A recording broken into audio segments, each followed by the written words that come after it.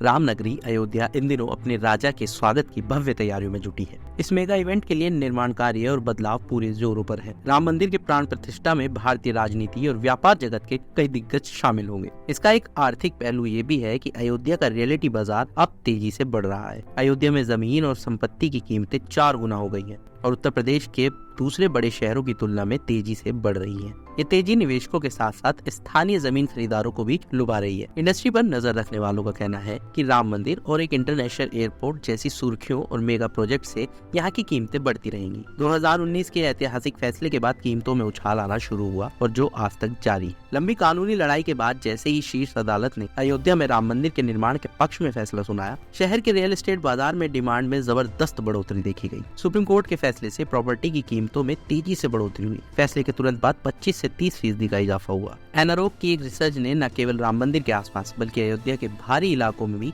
जमीन की कीमतों में अच्छी खासी बढ़ोतरी का संकेत दिया है। उदाहरण के लिए इसे समझे कि फैजाबाद रोड क्षेत्र में जो रेट 2019 में 400 रुपए से 700 रुपए प्रति वर्ग फुट था, वो अब बढ़कर अक्टूबर 2023 तक 1500 से 3000 रुपए प्रति वर्ग फुट पहुंच गया है। इसी तरह शहर की सीमा के भीतर जमीन की औसत कीमतें 2019 में 1000 रुपए से 2000 रुपए प्रति वर्ग फुट से बढ़कर वर्तमान में 4000 से 6000 प्रति वर्ग फुट हो गई है। ये उछाल बहुत ही चौंकाने वाला है। बड़े डेवलपर्स और होटल चेन्स की पड़ी नजर। प्रॉपर्टी की कीमतों में ये उछाल अयोध्या के रियल एस्टेट मार्केट में खरीदारों और निवेशकों की लगातार बढ़ती रुचि और विश्वास को दर्शाता है। शहर का आकर्षण इसके ऐतिहासिक और सांस्कृतिक महत्व से आगे बढ़ गया है, जिससे इसके आशाजनक निवेश अवसरों पर अब सबका ध्यान गया।